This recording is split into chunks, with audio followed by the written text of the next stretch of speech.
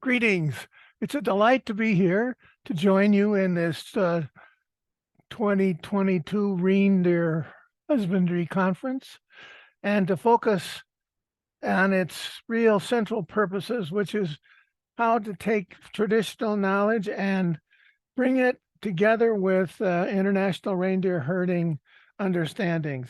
My apologies for not joining you in person, and I'm honored to join you via this video, which I hope will provide some thoughts that you can prepare as you proceed over the next 3 days to address some of the fundamental ideas of reindeer herding, indigenous culture, and knowledge.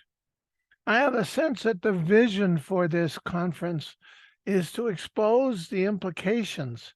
I say expose the implications of traditional knowledge and academic perspectives with the unprecedented world of change and addressing that unprecedented world of change in which we're all living, and see how that all plays out in this world of reindeer husbandry.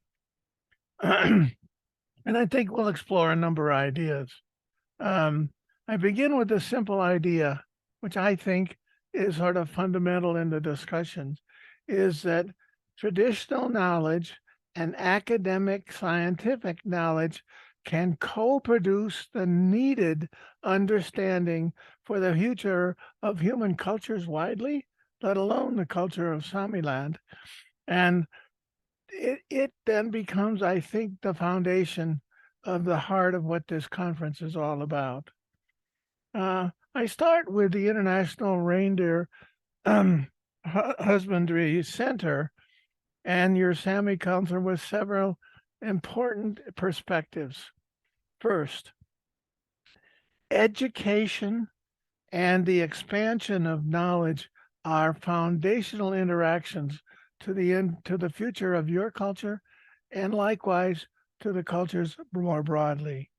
For example, there are a number of things going on in that community about expanding our cultural knowledge that is really important. For example, a number of colleagues who are nested, live in, and practice the culture of Sami land and reindeer herding, but are seeking a master's and PhD degrees.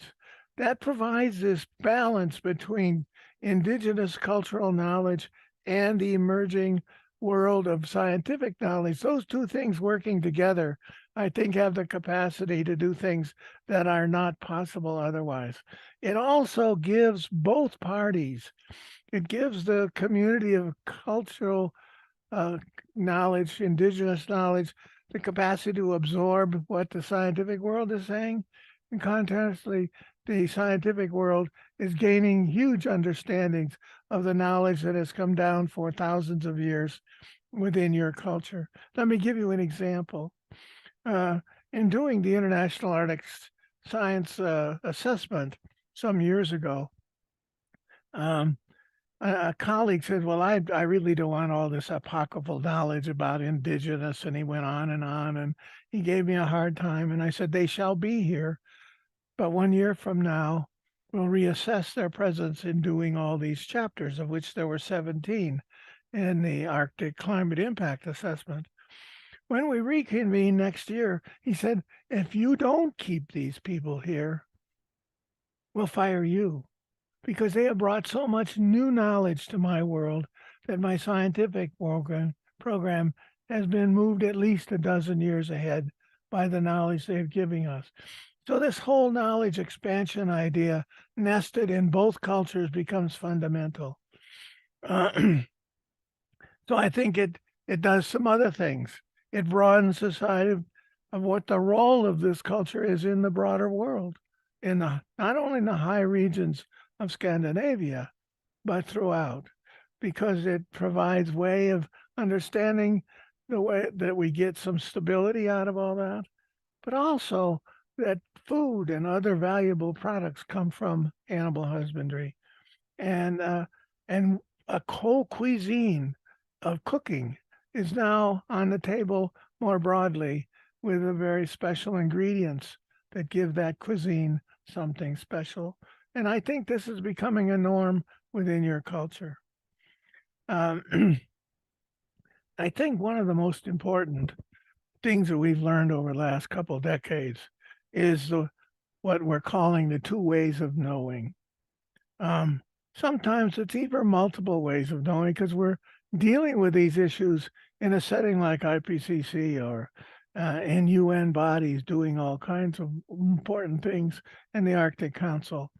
And this whole idea of multiple ways of knowing is being documented well in your community. Let me pause for a second because at the International Center for Reindeer Husbandry, there's a program called Revden. And what's fascinating, in less than a decade, far less than a decade, over 75 articles are now in peer-reviewed journals in major reports to the governments of the regions and to the science, in books, in the actual work to support the work of the Arctic Council, and even in the public science documentation world. Those things are really profound because they provide the means of doing this two ways of knowing in writing. So I commend that to all of you as you have established this ways of enabling people to become very knowledgeable, not only in their culture, but in the academic culture of science knowing. So I complete this by some overall perspectives for your consideration as you debate and look through and study what you're doing these next 3 days. First, the co-production of knowledge is now a norm. It's accepted.